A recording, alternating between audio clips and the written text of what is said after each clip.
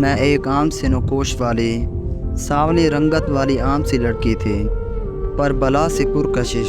میری سب کزنز رنگت میں گوری تھی، لیکن میں سانولی، شرارتی اور ہسبک تھی۔ جو بھی ایک بار مجھ سے مل لیتی میری پکی دوست بن جاتی۔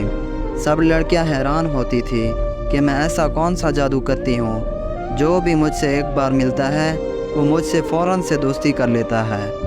خیر، ایک بار ایسا ہوا کہ ہمارے رشتہ داروں میں ایک شادی ہوئی۔ ڈھولکی رکھی گئی تو سب رشتہ داروں کو بلایا گیا۔ ہم سب کزن نے خوب گیت گائے، خوب ہلا گلا کیا، خوب ناچے وہاں پر۔ ہم سب ایک دوسرے کے ساتھ بہت انجوائے کرتے رہے وہاں پر۔ کچھ کزن جو کہ قریبی رشتہ دار تھے، ان میں سے ایک لڑکا بھی تھا جو بہت خوبصورت اور ہینڈسم نوجوان تھا۔ اس کی نظریں ساری ایونٹ میں میری طرف ہی تھی اور مجھے بھی محسوس ہو رہا تھا۔ کھانا لگا تو سب کھانا کھانے لگے۔ اس نے مجھے مخاطب کر کے بولا، آپ مجھے بریانی لا دیں گی؟ وہ اس سائڈ پر ہے، گرم بریانی۔ میں نے کہا جی ضرور، میں آپ کو لا دیتی ہوں۔ اس کے بعد میں کھانا لینے چلی گئی اور اس کو بریانی ڈالنے کے لیے آگے بڑھی۔ مجھے محسوس ہوا کہ کوئی میرے پیچھے آ رہا ہے۔ وہ میرے پیچھے آ رہا تھا، میری طرف لپکا اور مجھے آواز دے کر رکنے کا بولا۔ میں سمجھی کہ شاید کچھ اور بھی چاہیے ہوگا۔ وہ پاس آ کر بولا، میں آپ کو روز ہی دیکھتا ہوں پر بات نہیں کر پا رہا۔ آپ تھوڑی سی دیر کے لیے ایک طرف ہو جائیں گی، میری بات سن سکتی ہیں؟ میں کافی حیران تھی کہ اس نے ایسی کیا بات کرنی ہے مجھ سے، لیکن دل میں خوش بھی تھی۔ شاید وہ میری طرف کچھ دلچسپی لے رہا ہو، کیونکہ وہ تھا ہی اتنا خوبصورت، تو کوئی بھی لڑکی اس کی طرف مائل ہو سکتی تھی۔ میں نے کہا جی ضرور، چلیے اس سائڈ پر چلتے ہیں۔ ہم وہاں گئے اور وہ میرے کافی قریب آ کر میری آنکھوں میں بہت غور سے دیکھنے لگا۔ مجھے کچھ عجیب سا بھی لگا اور شرم بھی آنے لگی۔ کچھ دیر وہ مجھے خاموشی سے دیکھتا رہا۔ مجھے تو جیسے پسینہ آنے لگا اور دل دھڑکنے لگا اور میرے ہاتھ برے طریقے سے کانپنے شروع ہو گئے۔ مجھے بہت عجیب لگ رہا تھا۔ میں نے فوراً سے ہاتھ چھڑانا چاہا، لیکن اس نے مضبوطی سے میرا ہاتھ پکڑا ہوا تھا۔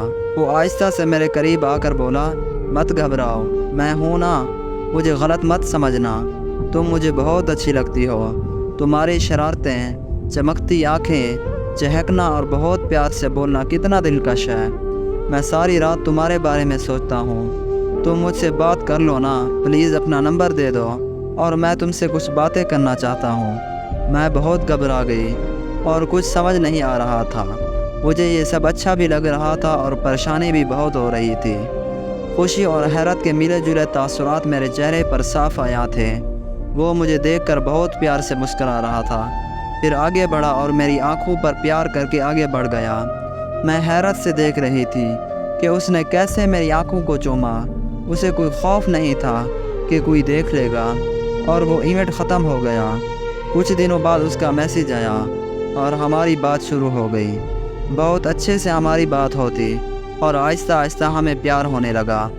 اس نے کہا کہ میں تم سے شادی کرنا چاہتا ہوں، اور میں بھی بہت خوش ہوئی کہ چلو ٹھیک ہے، بہت خوبصورت اور ہینڈسم ہے اور مجھ سے تو بہت بہتر ہے۔ ہم دونوں نے چپکے ملنا شروع کر دیا اور ایک دوسرے کو گفٹس دینا شروع کر دیا۔ ایک دن اس کے والدین ہمارے گھر آئے ہوئے تھے اور میں بہت خوش تھی، لیکن یہ خوشی کچھ ہی دیر کی تھی۔ جب میں اندر ان کو سلام کرنے کے لیے گئی تو آنٹی میری امی کو کہہ رہی تھی کہ آپ نے میرے بیٹے کی شادی میں لازمی آنا ہے۔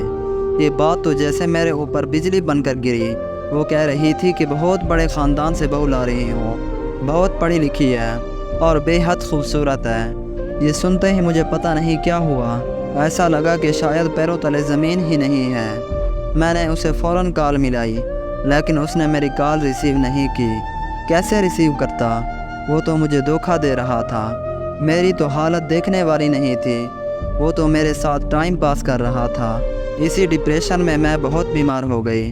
اب نہ تو میں ویسے چلبلی ہوں، نہ کہیں آنا جانا تھا، کیونکہ میرا شاید انسانوں سے اعتبار ہی اٹھ گیا تھا، خاص کر مرد ذات سے۔ اس طرح کے مرد صرف ایک سراب ہوتے ہیں، دور سے اچھے لگنے والے سراب۔